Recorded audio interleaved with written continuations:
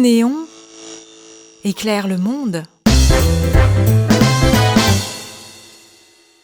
Roi mage, petit commerce et complotisme.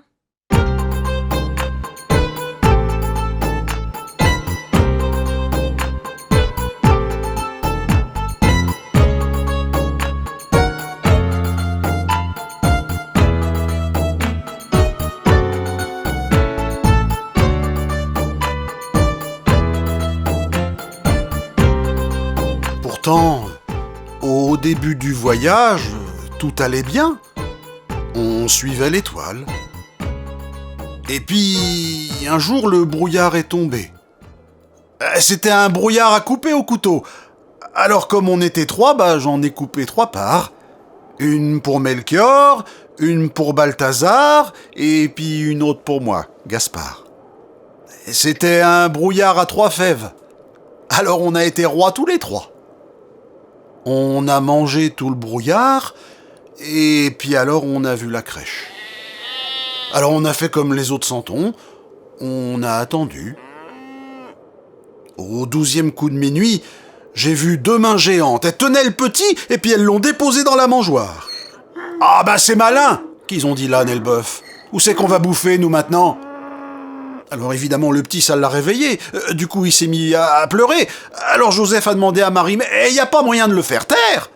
« Si, mon ami, a répondu Marie, mais dans 33 ans. » À ce moment-là, l'ange qui était sur le bord de la crèche, il s'envole. Alors aussi sec, le berger, il a pris son fusil et PAM, il l'a descendu. « Oh, désolé !» qui s'excuse comme ça. « Je l'ai pris pour un canard sauvage. »« Je veux rien savoir, je constate, je verbalise !»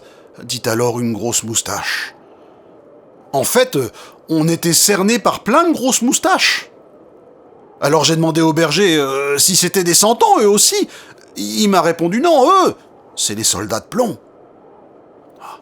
Alors le chef des grosses moustaches, il nous a alignés contre le mur de la crèche, Melchior, Balthazar et moi, et puis il nous a lié les mains dans le dos, et puis il a disposé les soldats de plomb devant nous, et puis il leur a commandé « Présentez, armes !» Et puis « En joue !» Alors j'ai crié au berger « Mais qu'est-ce qu'ils font ?» Le berger m'a répondu « C'est l'époque, ils tirent les rois. »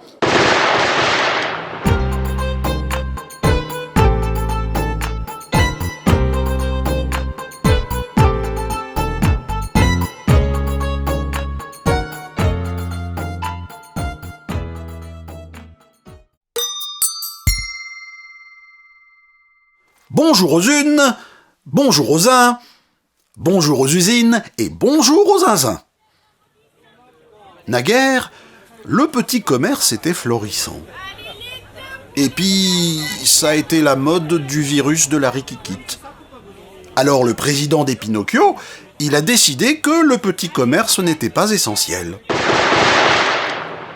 En français, l'antonyme, c'est-à-dire le contraire du mot essentiel, c'est le mot contingent.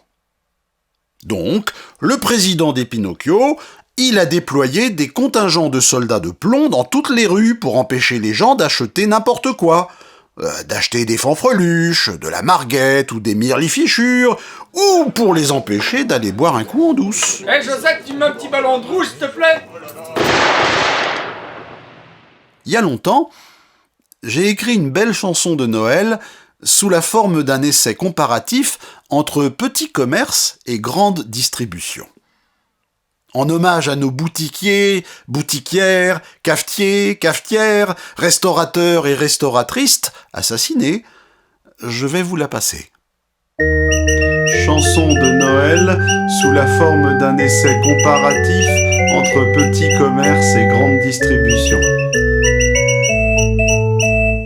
Le petit commerce est prospère, Noël, et pourtant on y perd. Noël, C'est plus cher qu'à l'hyper. Noël, C'est bien plus cher qu'à l'hyper. Noël, Ainsi va la vie, père. Noël, Si t'achètes un impair, Noël, à l'hyper c'est super. Noël, Pour le prix d'un tas la paire. Noël, Morale, Si le petit commerce est prospère, Noël, alors que l'on y perd, Noël, c'est que l'hyper est impair. Noël, Ah non, là vous vous trompez, écoutez. C'est que l'hyper est impersonnel, que les gens s'y désespèrent, même à Noël.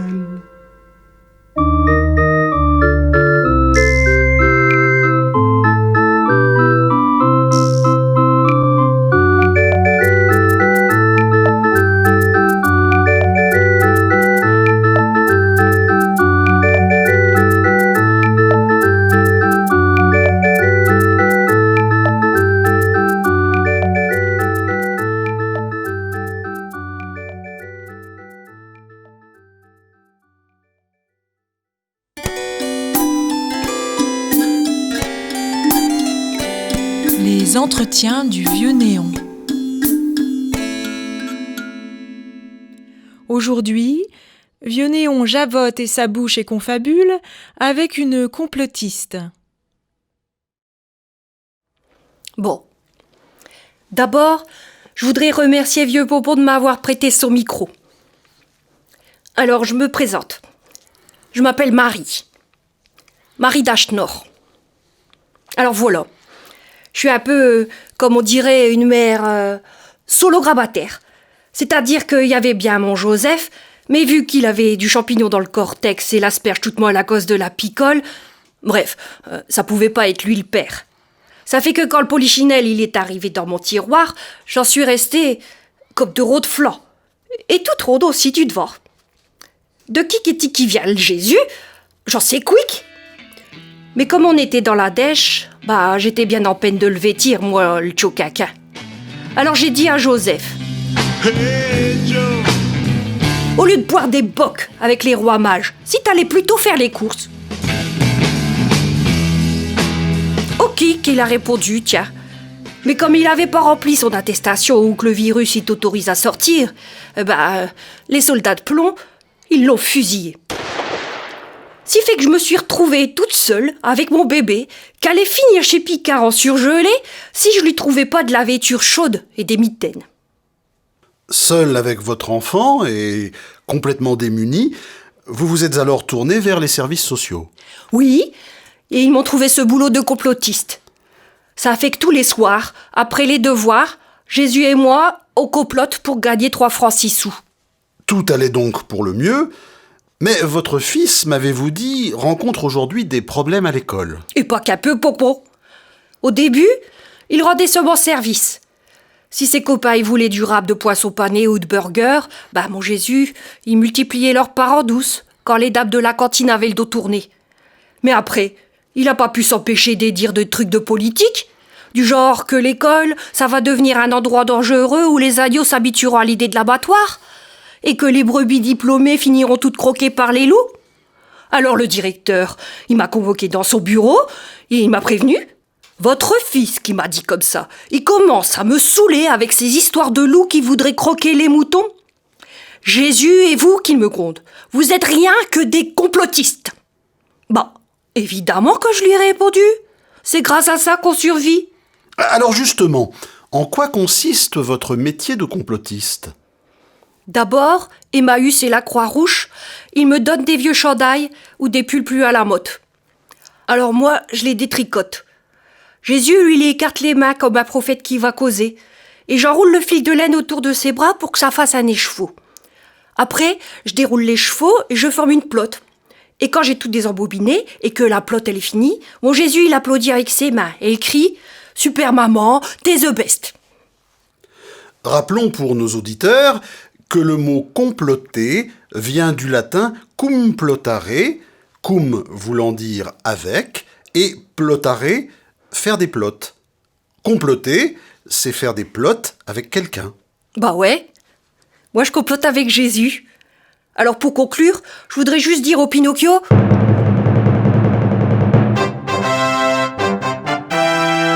L'apophthegme de Marie d'Achenor. Attends vieux Pompon, c'est quoi ton truc de pot de flemme là ? Un apophthegme, c'est une simple vérité de bon sens, exprimée d'une façon concise et claire. Allez-y, Marie, votre public vous attend. D'accord. Bon. Voilà ce que je leur dis, moi, au Pinocchio rusé. Avant de traiter les gens de complotistes, vous feriez bien de vérifier qui a bonne laine et qui mauvaise haleine. Sans quoi, je vous jure, on finira par monter sur nos grands écheveaux.